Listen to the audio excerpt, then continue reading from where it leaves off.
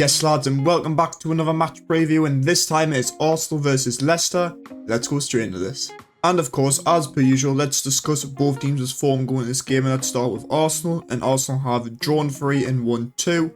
2 wins being against Tottenham away 1-0 and 5-1 against Bolton in the Cup, the most recent result. And then the 3 draws being against 1-1 against Brighton at home, away to Atlanta 0-0 in the Champions League, and 2-2 away from home against Manchester City.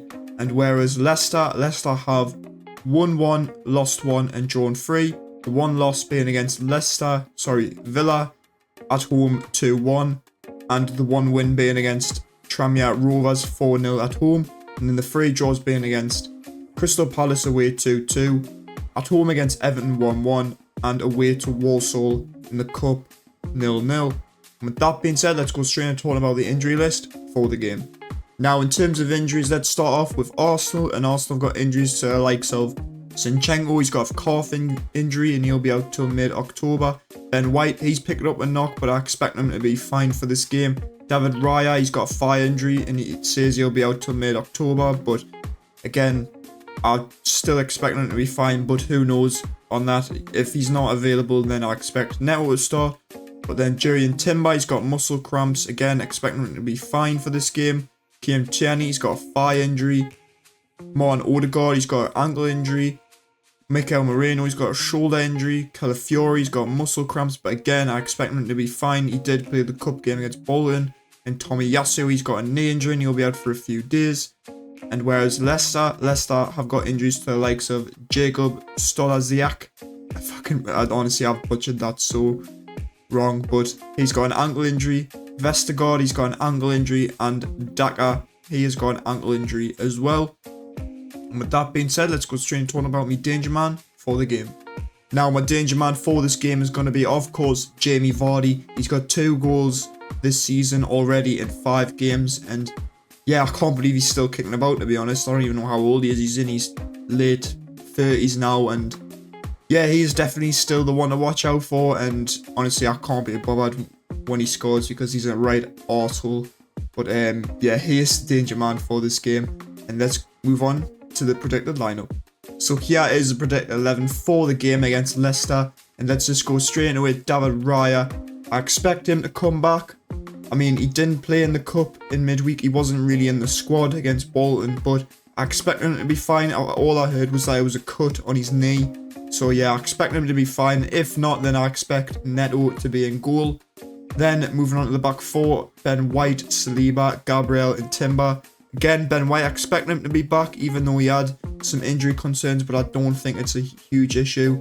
But again, if he is out for this game, I expect Timber to go at right back, and then Calafiori to come in at left back. Or maybe even Lewis Skelly, because Skelly even played well against Bolton. But yeah, for a game in the Premier League against Leicester, I mean, it's a good opportunity for Skelly, but I just don't think Arteta will go that route. But who knows, Arteta is again a hard man to predict. But yeah, I expect Ben White to start. Then Saliba and Gabriel, very straightforward. I don't expect that partnership to change. Then Timber at left back. Again, if Ben White is unavailable, I expect Calafiori to come in. But again, I expect Timber to start. Then moving on to midfield, Rice, Partey and Nwaneri.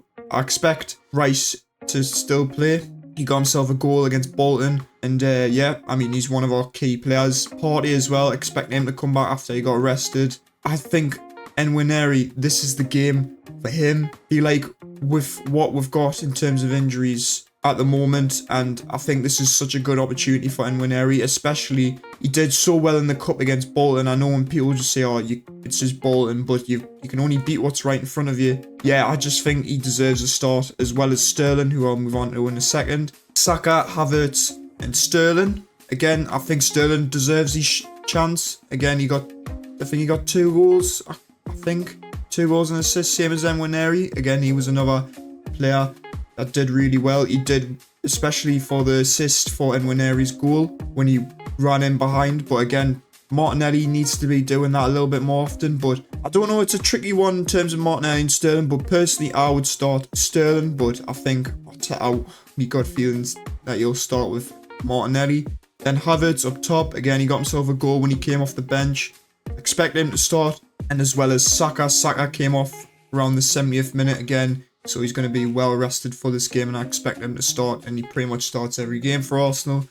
And as for my score prediction, I'm going to go for 3-0 Arsenal win. I'm very confident as per usual. And also leave in the comments down below what do you think of the predicted 11, and also leave in the comments as well what your score prediction is going to be. And with that, let's move on straight into the end of the video. So there you have it. That is going to be the end of the match preview. Hopefully you guys enjoyed it. Please leave a like on the video if you have enjoyed it, and also subscribe if you are new. It really helps out the channel a lot. And I'll see you in the next video. See you later.